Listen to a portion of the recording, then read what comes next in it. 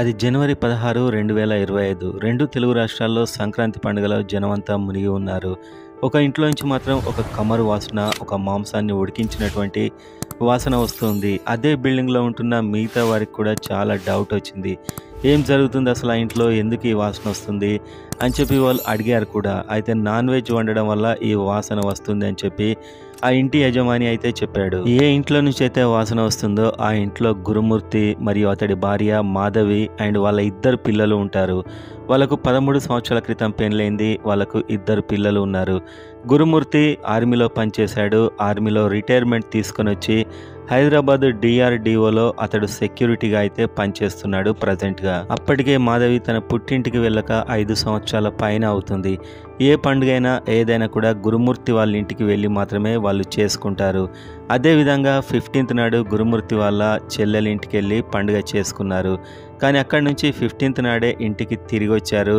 16th రోజు morning లేవగానే ఆ ఇంట్లోంచి ఈ వాసన అయితే ఆ బిల్డింగ్లో ఉంటున్న మిగతా వారికి రావడం జరిగింది. అప్పుడు గురుమూర్తి 17th జనవరి అంటే మర్డర్ జరిగిన తెల్లారి వాళ్ళ పుట్టింటికి ఫోన్ చేస్తాడు. వాళ్ళు ప్రతిరోజు మాధవి తన తల్లిదండ్రులతో మాట్లాడుతుంది. పుట్టింటితో టచ్లోనే ఉంటుంది కాబట్టి వాళ్ళకి ఎలాగూ డౌట్ వస్తుందని వాళ్ళకి ఫోన్ కాల్ అయితే చేస్తాడు. మాధవి ఈ విధంగా అతను గొడవ పడింది, ఇంట్లో నుంచి వెళ్ళిపోయింది, మీ ఇంటికి ఏమైనా వచ్చిందా అని చెప్పి వాళ్ళని అడుగుతాడు. వాళ్ళు కూడా రాలేదు అంటారు. మీరు చూడండి, నేను కూడా ఇక్కడ చూస్తాను అని చెప్పి 17th నాడు అతడైతే ఫోన్ పెట్టేస్తారు. మాధవి కుటుంబ సభ్యులకు ఆందోళన ఎక్కువ అవుతుంది. వాళ్ళు 18th నాడు డైరెక్ట్గా వచ్చి మీర్పేట్ పోలీస్ స్టేషన్లో అయితే వాళ్ళ కూతురు మిస్సింగ్ అని చెప్పి వాళ్ళు కంప్లైంట్ చేస్తారు.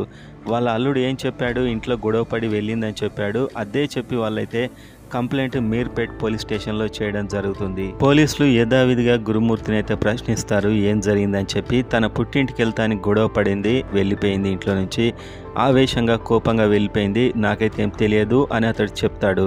కానీ అతడు చెప్పిన ప్రతిసారి ఏదో ఒక స్టేట్మెంట్ మారడం, ఇలా ఒక వారం రోజులైతే గడుస్తుంది. తను మిస్సింగ్ అయింది, ఎక్కడికి వెళ్ళిందో తెలియదు, ఎంక్వైరీ అయితే నడుస్తుంది అనే విధంగానే ఈ కేసు యొక్క ఎంక్వైరీ అయితే జరుగుతూ పోతుంది. ఒక వారం రోజుల వరకు దీనిలో అయితే అంత సీరియస్నెస్ రాదు. యాక్చువల్గా పోలీసులు గురుమూర్తిని ఏమైంది అన్నప్పుడు, పండుగ కోసం తమ చెల్లెల ఇంటికి వెళ్ళాం 15th నాడు అండ్ అక్కడే తమ ఇద్దరు పిల్లల్ని వదిలేసి మేమిద్దరం నైట్ ఇంటికి వచ్చేసాం. ఇంటికి వచ్చి తెల్లారి 16th నాడు లేవగానే మాకు గొడవైంది, తానైతే మధ్యాహ్నం ఇంట్లో నుంచి చెప్పకుండా వెళ్ళిపోయింది అనేది అయితే అతడి యొక్క వర్షన్. ఇది మాత్రం అతడు చెప్తాడు. దీని మీద వాళ్ళకు పోలీసులు ఎంక్వైరీ చేస్తూ ఉంటారు. సీసీ ఫుటేజ్ చూసినప్పుడు 15th నాడు నైట్ మాధవి గురుమూర్తి ఇంట్లోకి వెళ్ళినట్టు సీసీ ఫుటేజ్ అయితే ఉంటుంది. కానీ గురుమూర్తి మాత్రమే బయటకు వచ్చినట్టు ఉంటుంది తప్ప మాధవి మాత్రం మళ్ళీ ఎక్కడ కనిపించదు. సో దీని ఎంక్వైరీ ఇలా జరుగుతూనే ఉంటుంది. 7 రోజులు 8 రోజుల వరకు గురుమూర్తి అయితే ప్రతిరోజు పోలీస్ స్టేషన్కు వెళ్ళడం, ఇంటరాగేట్ చేయడం, అతడు ఏదో ఒక కొత్త విషయం లేకపోతే ఒకసారి చెప్పింది ఇంకోసారి చెప్పకపోవడం, కొన్ని అనుమానాలు అయితే ఇతని మీదకై వస్తూ ఉంటాయి. అప్పుడే గురుమూర్తి ఏం చేస్తాడు, మాధవికి సంబంధించిన మేనమామకి తాను మర్డర్ చేశానని అతనికి చెప్తాడు. అది ఎందుకు చెప్పాడు, వాళ్ళ మధ్య సంభాషణ ఏం జరిగింది ఎవరికి తెలియదు. కానీ ఆ మేనమామ మాత్రం పోలీస్ స్టేషన్కి వెళ్ళి అతడు నాకు చెప్పాడు, నేనే చంపానని చెప్పాడు అని పోలీసులకు చెప్పడం జరుగుతుంది. అప్పుడు పోలీసులు దీన్ని సీరియస్గా తీసుకొని ఇతన్ని ఈ ఎంక్వైరీ చేసినప్పుడు ఇతడైతే చెప్తాడు. మొత్తం జరిగిన స్టోరీ ఇతడు చెప్పడం జరుగుతుంది. మొదట్లో తాను ఏం చేయలేదు, వెళ్ళిపోయింది అంటాడు. కానీ పోలీసులు తమదైన పద్ధతిలో ఇంట్రాగేషన్ చేసినప్పుడైతే గురుమూర్తి అసలైన సంచలన నిజాలన్నీ చెప్తాడు. కానీ ఎన్నోసార్లు పోలీసులను తప్పుదో పట్టించడానికి కూడా అతను ట్రై చేస్తాడు. యాక్చువల్గా 2020 అంటే 5 సంవత్సరాల క్రితం వరకు మాధవి తన పుట్టింటి వాళ్ళ దగ్గరే వీళ్ళంతా ఉండేవాళ్ళు. అతడు అప్పుడు ఆర్మీలో పనిచేసేది.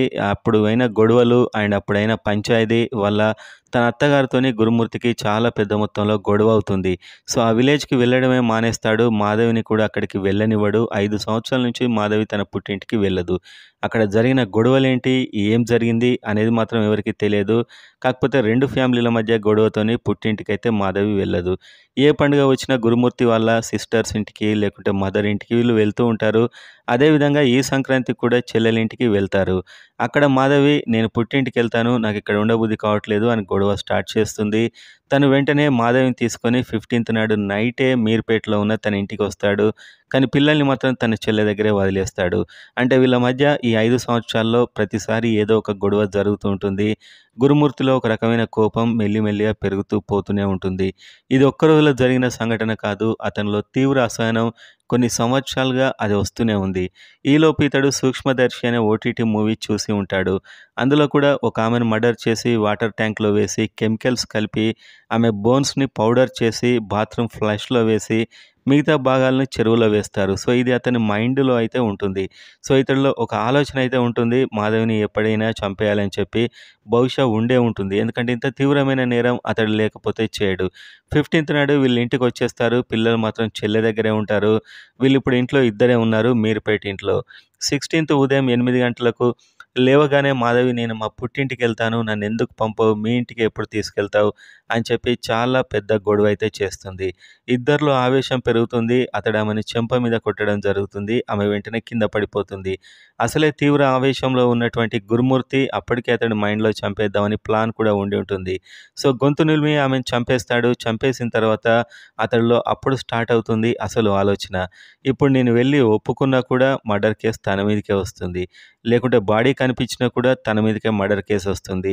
అప్పుడే అతని మైండ్‌లో 'సూక్ష్మదర్శి' అనే ఓటీటీ మూవీ బాడీ కనిపించకుంటే కేస్ కాదు అని అతనైతే భావిస్తాడు బహుశా.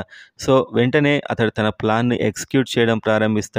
బాత్రూంలోకి బాడీని తీసుకెళ్ళి ఆమె ఒంటి మీద ఉన్న బట్టలన్నీ తీసేసి ఫస్ట్ షోల్డర్స్, తర్వాత లెగ్స్, తర్వాత తల, తర్వాత నడుం వరకు ఇలా కట్ చేసి వాటన్నిటిని అక్కడే ఉన్న బకెట్‌లో వేసి ఒక వాటర్ హీటర్ ఉంటుంది. నీళ్లను వేడి చేసి మరిగించే వాటర్ హీటర్.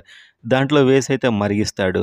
అదేవిధంగా కొన్ని కుక్కర్‌లో కూడా ఉడకబెడతాడు. ఈ మనకి దీనికి సంబంధించిన వాసన అంతా కూడా ఆ విండోస్ ఓపెన్ చేసి పెడతాడు. దుర్వాసన రాకుండా విండోస్ ఓపెన్ చేయడం వల్ల ఆ వాసన అన్ని చోట్లకు వ్యాపిస్తుంది.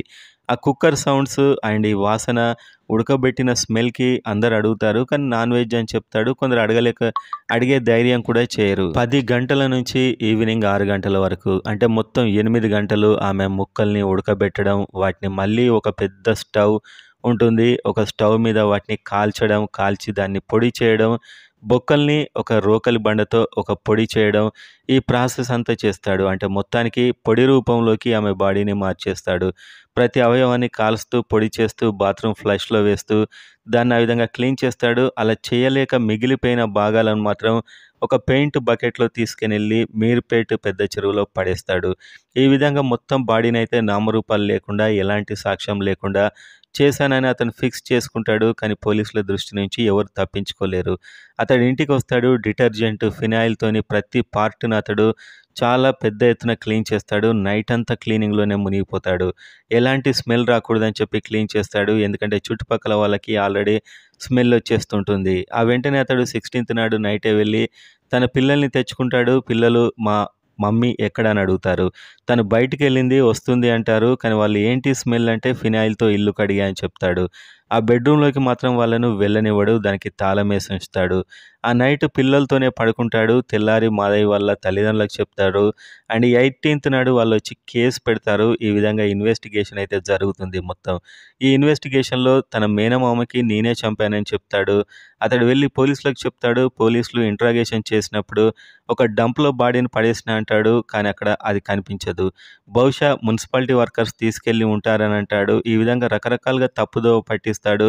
చివరికి పెద్ద చెరువులో ఈ ముక్కలు, ఈ బోన్స్ అన్నీ పడేశాను కొన్ని అని చెప్తాడు. పెద్ద చెరువులో 2 రోజుల వరకు విస్తృత గాలింపు తర్వాత కొన్ని చిన్న చిన్న పార్ట్స్ మాత్రం దొరుకుతాయి. వాటికి సంబంధించిన డీఎన్ఏ రిపోర్ట్స్ వచ్చి అది మాధవి బాడీనే అని కన్ఫర్మ్ కావడానికి 28 జనవరి వరకు పడుతుంది టైం పోలీసులకి.